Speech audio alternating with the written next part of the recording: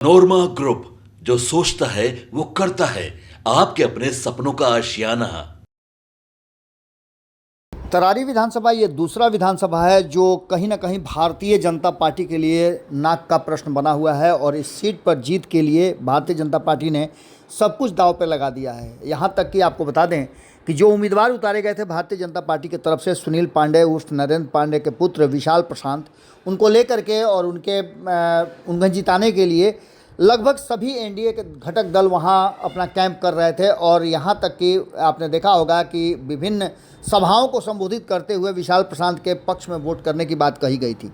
लेकिन ये गढ़ कहा जाता है कि माले का गढ़ है। हालांकि सुनील पांडे ने इस क्षेत्र में कई बार जीत दर्ज करके यहाँ बहुत सारे काम किए हैं और क्षेत्र में जब आप भ्रमण करेंगे तो लोग बताते भी हैं कि सुनील पांडे ने बहुत अच्छा काम किया है। लेकिन इस बार सुनील पांडे नहीं बल्कि उनके पुत्र विशाल प्रशांत को मैदान में उतारा गया है। अब भारतीय जनता पार्टी का ये फैसला कितना सही बैठता है ये तो 23 तारीख को पता चलेगा। लेकिन वोटिंग के बाद जो चीज़ें सामने आ रही है उसमें कहा यह जा रहा है कि जनसुराज पार्टी, जिसे प्रशांत किशोर ने बनाया और 1 महीने के अंदर ही अपने उम्मीदवार उतार भी दिए, सबसे पहले तरारी पर ही उनका फोकस था और तरारी के लिए उन्होंने उम्मीदवार की घोषणा भी कर दी थी, एसके सिंह की, जो जनरल थे।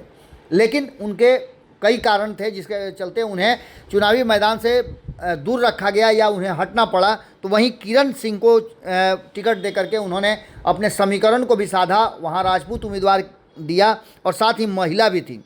इसके साथ साथ आपको बता दें कि इंडिया गठबंधन की तरफ से राजू यादव, जो कि काफ़ी नेम फेम वाले नेता हैं, सीपीआईएमएल के बड़े नेताओं में शुमार होते हैं, लोकसभा का चुनाव भी लड़ चुके हैं 2019 में, वो इस बार विधानसभा तरारी में अपनी किस्मत आजमा रहे हैं। तरारी विधानसभा सीट पर इस बार 50.10% वोट हुए हैं, जबकि 2020 में यहाँ 55% से अधिक वोट हुआ था। अभी इस बात को लेकर के भी अटकलें लगाई जा रही है। हालांकि हम आपको कल ही से लगातार बता रहे हैं कि जो उपचुनाव होते हैं उसमें वोट कम होता है, लोगों में रुझान कम होता है और लोग जानते हैं कि एक निश्चित समय 1 साल के लिए ही उन्हें अपने उम्मीदवार को चुनना है, तो इसमें बहुत बड़ी बात नहीं है, इससे बहुत ज़्यादा फर्क नहीं पड़ना है। लेकिन आपको बता दें कि ये भी कम नहीं है कि वोटिंग और वोटरों को दोनों को टर्न आउट कराने में काफ़ी सफलता मिली है इन राजनीतिक दलों को। भोजपुर जिले के तरारी विधानसभा सीट पर 2 बार से लेफ्ट पार्टी का कब्जा रहा है और यहाँ सीपीआईएमएल के उम्मीदवार सुदामा प्रसाद जो हैं वो चुनाव जीतते रहे हैं। इस बार सुदामा प्रसाद लोकसभा का चुनाव जीत करके आरा से संसद पहुंच गए हैं और इसी के लिए ये खाली भी हुआ है।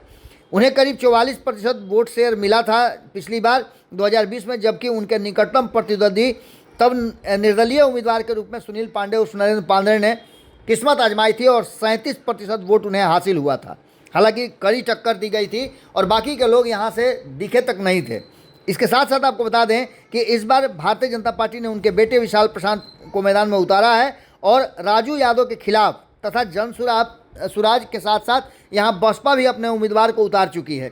यानी लड़ाई बहुत दिलचस्प है और यहाँ पूरी तरह से कहा जाए तो नीतीश कुमार के साथ साथ भारतीय जनता पार्टी और भारतीय जनता पार्टी की ये जो नई टीम है, जिसमें आपने देखा होगा कि नए प्रदेश अध्यक्ष आए हैं और उनका भी अग्नि परीक्षा होगा, क्योंकि उनके शासनकाल में उनके अध्यक्ष बनने के बाद ये पहला चुनाव है जिसमें उनको अपनी श्रेष्ठता साबित करनी है। ऐसी स्थिति में आप समझ सकते हैं कि लिटमस टेस्ट तो प्रशांत किशोर का भी होना है और बसपा क्या कुछ कर पाती है इस पर भी है। वहीं दूसरी तरफ आपको बता दें कि इंडिया गठबंधन यानी महागठबंधन की तरफ से भी राजू यादव को जिताने के लिए हर वो हथकंडा अपनाया गया है। अंतिम समय में आपने देखा चुनाव प्रचार खत्म होते ही लालू प्रसाद का एक वीडियो आता है और राजू यादव के पक्ष में वोट मांगे जाते हैं। खास करके अगर एमओआई समीकरण की बात करें तो एमओआई समीकरण में अगर यहाँ सेंधमारी नहीं होती है तो ऐसी स्थिति में राजू यादव का अपर हैंड है। लेकिन अगर इसमें थोड़ा सा भी सेंधमारी करने में सफल हो जाते हैं प्रशांत किशोर या उनकी उम्मीदवार किरण देवी, तो निश्चित रूप से यहाँ असर पड़ेगा। वहीं आपको बता दें कि इस चुनावी मैदान में बहुत सारी ऐसी बातें सामने देखने को मिली जिसमें कहा यह जा रहा है कि सुनील पांडे के कार्यों को लेकर के और उनके जो विधायकत्व में कई काम किए गए हैं उसको लेकर के भी लोग प्रभावित हैं। लेकिन इसके साथ साथ आपको ये भी बता दें कि कई क्षेत्रों में विरोध की भी बातें सामने आई हैं और इन सब के साथ साथ तरारी में आखिर 23 तारीख को परिणाम निकलेगा तो क्या कुछ होगा, ये सबसे ज़्यादा असर करता है कि बसपा और जनसुराज ने किस तरह से वोटों को प्रभावित किया है और अपने पक्ष में कितना वोट लेकर के आए हैं। उपचुनाव में आप जानते हैं कि जो लड़ाई होती है वो सीधी सीधी होती है और इसमें अधिक समय मिलता है सभी को चुनाव प्रचार करने के लिए, क्योंकि सीटें कम होती हैं और फोकस ज़्यादा होता है। ऐसी स्थिति में भारतीय जनता पार्टी और भारतीय जनता पार्टी के साथ साथ नीतीश कुमार इसमें कितना सफल हुए हैं। चिराग पासवान को भी इस चुनावी रण में उतारा गया था और विशाल प्रशांत के लिए उन्होंने भी वोट मांगे थे, तो दलितों का वोट कितना ट्रांसफ़र होता है ये भी देखना दिलचस्प होगा, क्योंकि ये पूरा का पूरा समाज जो है वो कहीं ना कहीं CPI-ML के साथ अब तक रहा है। यही कारण है कि 2 बार से सुदामा प्रसाद वहाँ से चुनाव जीतते आ रहे हैं और सुदामा प्रसाद ने उसी के दम पर आरा लोकसभा का सीट भी जीता है, जिसको कि कहा जा रहा था कि अभेद किला है भारतीय जनता पार्टी का। खैर, इन सारी बातों के साथ साथ अब एक बात तो साफ नज़र आ रही है कि तरारी में भी लड़ाई आसान नहीं है। 23 तारीख को जब परिणाम आएंगे तो बहुत कुछ साफ होगा और ये भी देखना होगा कि क्या नीतीश कुमार के जो